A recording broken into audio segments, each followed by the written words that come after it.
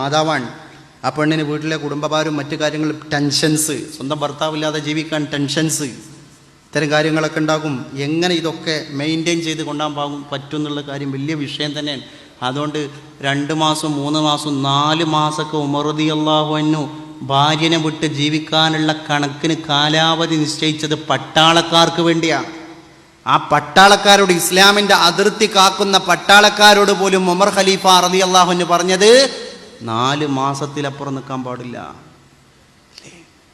വെറുതെയാണോ S N Jameel പാട്ട് എഴുതിയത്? അബുദാബിയിലുള്ളോരെഴുത്തു പെട്ടി അന്ന് തുറന്നപ്പോൾ കത്തു കിട്ടി, എൻ പ്രിയേ നീ നിന്റെ ഹൃദയം പൊട്ടി, എഴുതിയ കത്തു ഞാൻ കണ്ടു ഞെട്ടി.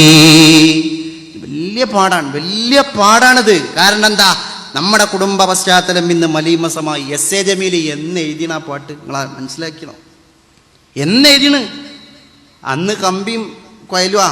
4 ഷോക്ക് ഒരു കത്തങ്ങോട്ട് എത്താൻ തന്നെ എത്ര ദിവസം പിടിക്കും? അത് എത്തി വായിച്ച് ഉടനെ കത്ത് മറുപടി അയക്കൂല. പിന്നെ 1 മാസം, 1 ആഴ്ച 2 ആഴ്ച മറുപടിക്കുള്ള തീം ഉണ്ടാക്കുകയാണ്.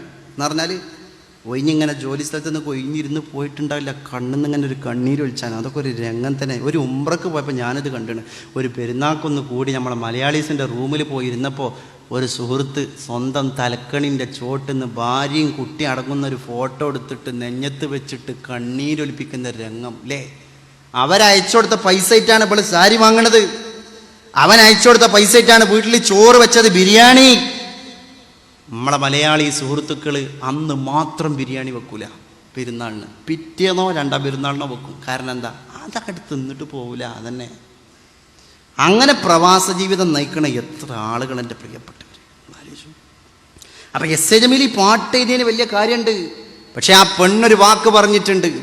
മലക്കല്ല പെണ്ണെന്നത് വല്ലാത്തൊരു വാക്കാണ്, മനസ്സിൽ വടിവെച്ചൊരിരട്ട കുഴൽ തോക്കാണ്, മാനാഭിമാനമുള്ള പുരുഷന്റെ നേർക്കാണ്, മറുപടി പറയാനായി കഴിയുന്നതുമാർക്കാണ്, തരിച്ചു പോകും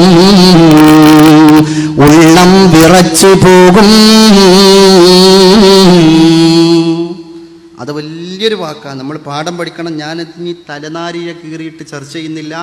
അത്യാവശ്യം ബോധമുള്ള ആളുകൾക്കൊക്കെ അതിൻ്റെ മാന, അതിൻ്റെ അപ്പുറം മനസ്സിലായിട്ടുണ്ടാവും അല്ലേ?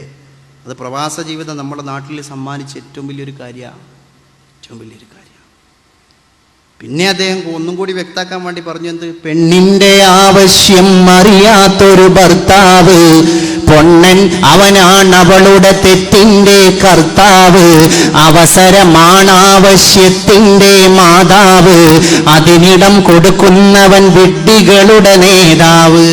അല്ലാഹ്, അതിലപ്പുറമൊക്കെ ഇനി പറയാൻ കഴിയും അല്ലേ? എന്താ പറയുക, ഞാൻ മലപ്പുറത്ത് പറയണത് പ്രവാസ ജീവിതം അവസാനിപ്പിക്കാനല്ല. ഈ മലപ്പുറത്ത് ഈ മദ്രസ്, ഈ പള്ളി വേണ്ട, ആയിരക്കണക്കിന് മതസ്ഥാപനങ്ങൾ ആ പ്രവാസിയുടെ ചോരയാണ്. പക്ഷെ ആ പ്രവാസിക്ക് വേണ്ടി എസ് എ ജമീൽ രചിച്ച ആ പാട്ട് ഞാനിവിടെ പാടിയത് എന്തിൻ്റെ പേരിലാണ്? പാവപ്പെട്ട നമ്മുടെ പ്രവാസിയെടുത്ത് ചൂഷണം ചെയ്ത് ആ പാവപ്പെട്ട പ്രവാസിയുടെ കുടുംബം പോലും അവതാളത്തിലാകുന്ന മൊബൈൽ ബന്ധങ്ങൾ നമ്മുടെ നാട്ടിലുണ്ടാകുമ്പോൾ പാവപ്പെട്ടവൻ കഷ്ടപ്പെട്ട് അധ്വാനിക്കുന്നതിൻ്റെ റിസൾട്ട് നമ്മൾ പഠിക്കണം, നമ്മൾ മനസ്സിലാക്കണം. ഞാൻ അതിനു വേണ്ടി പറഞ്ഞതാണ്. അവരുടെ ഒരു ഇന്നസെൻസ്, നിരപരാധിത്വം നമ്മൾ അന്വേഷിക്കണം. എൻ്റെ പ്രിയപ്പെട്ടവർ, എത്ര കഷ്ടപ്പാടാണ് ഗൾഫ് ജീവിതം. എന്നിട്ട് നമ്മുടെ പ്രിയപ്പെട്ട സഹോദരിമാരെ വേലി ചാടിച്ച് കൊണ്ടുപോകുന്ന പ്രക്രിയക്ക് മാഫിയകൾ അടക്കം പ്രവർത്തിച്ചുകൊണ്ടിരിക്കുന്നുണ്ട് നമ്മുടെ നാട്ടിൽ നിന്നാണ്. പാവപ്പെട്ട പെങ്ങളെ, നിനക്കുമുണ്ട് പരലോകം, നമുക്കുമുണ്ട് പരലോകം. അതുകൊണ്ട് ദുനിയാ മസ്റഅത്തുൽ ആഖിറ, ഇത് പരലോകത്തേക്കുള്ള കൃഷിയിടമാണ്. ഇതിനെ നല്ല രീതിയിൽ നമ്മൾ ചെലവഴിക്കുക. അല്ലാഹു തൗഫീഖ് നൽകി അനുഗ്രഹിക്കുമാറാകട്ടെ. ഞാൻ അവസാനിപ്പിക്കും.